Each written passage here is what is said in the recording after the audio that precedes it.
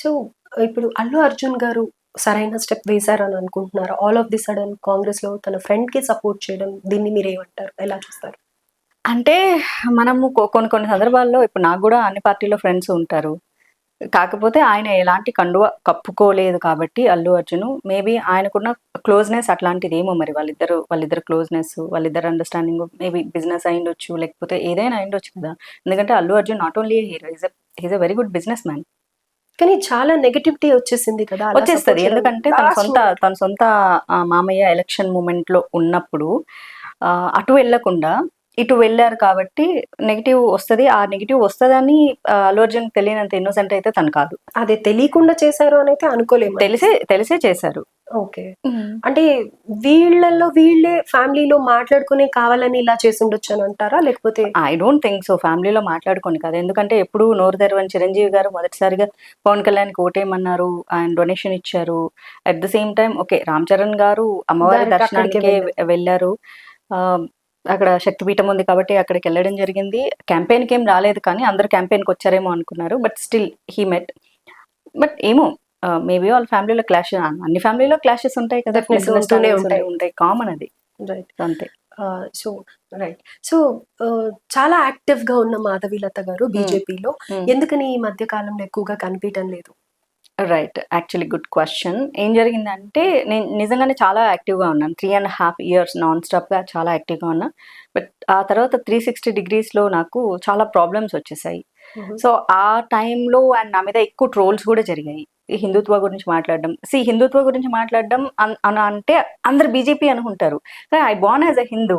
నాకు భారతదేశంలో హక్కు లేదా నేను నా రిలీజన్ గురించి మాట్లాడుకోవడానికి, నా ధర్మం గురించి మాట్లాడుకోవడానికి? కాకపోతే ఏంటంటే ఒక పార్టీ కండువా కప్పుకోవడం వల్ల సో పక్క పార్టీల వాళ్ళు ఏంటంటే ఆటోమేటిక్గా సో కాషాయం అంటే హిందుత్వం, సో అట్లా ఫిక్స్ అయిపోయారు. కాబట్టి ఆ సమయంలో ఎక్కువ ట్రోల్స్ చేయడం, అబ్యూజివ్ కామెంట్స్ చేయడం, ఇలాంటి సందర్భంలో నాకు పార్టీ నుంచి అసలు సపోర్ట్ దొరకలేదు. కమిషనరేట్ వరకు వెళ్ళిన సందర్భంలో దొరకలేదు.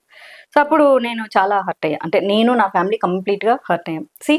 ఒక ఆడపిల్ల సహజంగా సమాజంలో ఒక పని చేయాలంటే నానా రకాల మాటలు అనిపించుకోవాల్సి వస్తుంది. ఇప్పుడు ఈ మన వీడియో కింద కూడా బోల్డ్ అంటే బూత్ కామెంట్లు పెట్టే అవకాశం ఉంటుంది. వాళ్ళకి నేను ఏ ఒక్కరికి పర్సనల్ గా హార్మ్ చేసి ఉండను, అండ్ ఆ ఏ ఒక్కరు కూడా పర్సనల్ గా నా జీవితం ఏంటో చూసి కూడా ఉండరు. సో నా లైఫ్ లో వాళ్ళకి ఎట్లాంటి పాత్ర కూడా ఉండదు, బట్ దే సింప్లీ కామెంట్. ఎందుకంటే సోషల్ మీడియాలో నెగిటివ్ కామెంట్స్ పెట్టే వాళ్ళందరి మీద చేసిన సర్వేలో తెలిసింది ఏంటంటే వాళ్ళు ఎక్కువగా అన్కేర్డ్ పర్సన్. సొసైటీలో అన్కేర్డ్, వాళ్ళకి లవ్, బాండింగ్, ఫ్యామిలీ రిలేషన్స్ వీటి గురించి పెద్ద ఏం తెలియదు. ఇన్ కేస్ తెలిసినా వాళ్ళ ఫ్యామిలీ వరకే, మాదే గుడ్ ఫ్యామిలీ, పక్కన ఉన్నది ఎవరిది గుడ్ ఫ్యామిలీ కాదు, పక్కన ఉన్న అమ్మాయి ఎవరు గుడ్ కాదు. మా అమ్మాయి మంచిది, పక్కింటి మా ఆంటీనే, that is a different aunty. ఆ ఆస్పెక్ట్ లోనే చూస్తారు వాళ్ళు.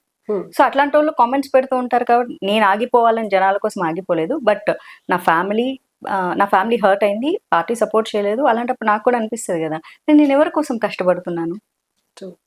నా సొంత డబ్బులు ఖర్చు పెట్టుకొని పార్టీ ఏమైనా నాకు డబ్బులు ఇస్తుందా? ఇవ్వదు, అది జరగని పని.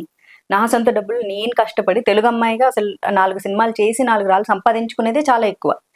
ఆ డబ్బులన్నీ ఖర్చు పెట్టుకొని నేను కష్టపడి నేను మాట్లాడిపించుకుంటే ఎక్కడి నుంచి సపోర్ట్ లేనప్పుడు ఏ ఒక్కరు సపోర్ట్ చేయలేదు.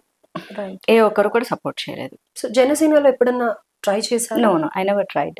ఎందుకని అంటారు? అవసరం లేదు కదా, నేను ఒక పార్టీ కండువా నేను ఇష్టపడి కప్పుకున్నాను కదా. ఇప్పటికీ ఇంకా బీజేపీలోనే ఉండాలి అన్నదే సిద్ధాంతం. నాకు ఏదైనా లైఫ్ లో నేను చాలా ఆశపడితే తప్ప అందులోకి వెళ్ళను.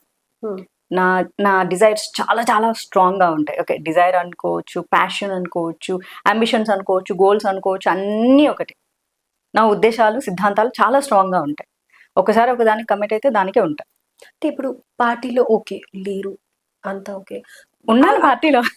పార్టీలో ఉన్నారు. సో పార్టీలో ఉన్నారు, ఓకే. మీరు ఎలాంటి హెల్ప్ చేస్తున్నారు? మీరు ఏవైతే మీ సిద్ధాంతాలు అన్నారు కదా, అవి ఎంత వరకు మీరు ఫుల్ఫిల్ చేసుకుంటున్నారు? నాకు ఓవరాల్ గా మాట్లాడడమే చాలా చాలా ఇష్టం. సో ఇప్పుడు నేను మాట్లాడుతున్నది కూడా అంతే. Might be unofficial spokes person అనుకోవచ్చు.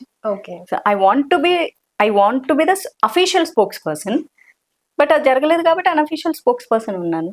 మాట్లాడడం అయితే మానలేదు కదా, ఎందుకంటే ఒకప్పటి రోజుల్లో సభలు పెట్టి ఆ సభలలో మనం ఏదైనా స్పీచెస్ ఇస్తే మోటివేట్ చేస్తే మనకు జనరేషన్ మారుతుంది, టెక్నాలజీ పెరుగుతుంది. ఆ టెక్నాలజీ వాడుకునే కదా ఈ రోజు కూడా యూట్యూబ్లో ఇంటర్వ్యూ, అంటే ఈ యూట్యూబ్లో ఇంటర్వ్యూ ఎవరు చూస్తారు, మళ్ళీ ఒక సభ పెట్టుకొని ఎవరు చూడరు అక్కడ. మన ఫోన్లలోనే చూస్తాం, ఫస్ట్ టీవీలో చూసేవాళ్ళు, దాని తర్వాత ఇప్పుడు ఫోన్లలో వచ్చి మన ప్రపంచమే చేతిలో ఉంది. మనకి ఏం కావాలన్నా ఫోన్ చూస్తే సరిపోతుంది. ఎవ్రీ టెక్నాలజీ, బ్యాంకింగ్, అంటే మన డబ్బు, మన ఉద్యోగము, మన ఎంటర్టైన్మెంట్, లేకపోతే గ్లోబల్ ఇన్ఫర్మేషన్ మొత్తం చేతిలోనే ఉంటుంది. సో ఈ దాన్ని యూజ్ చేసుకొని నేను చేసే వీడియోలు ఎప్పుడు మానలేదు. ఎలక్షన్ టైంలో నేను 100% మోడీ గారికి సపోర్ట్ చేసే మొత్తం వీడియోస్ చేశాను నేను. అట్లే ఆంధ్రప్రదేశ్ ప్రజల్ని కాస్త ప్రోత్సహించి ఆంధ్రప్రదేశ్కి అసలు బీజేపీ ఏం చేసింది అనే వీడియోలు చేశాను. సో నేను మాట్లాడుతూనే ఉన్నాను, మాట్లాడుతూనే ఉంటాను.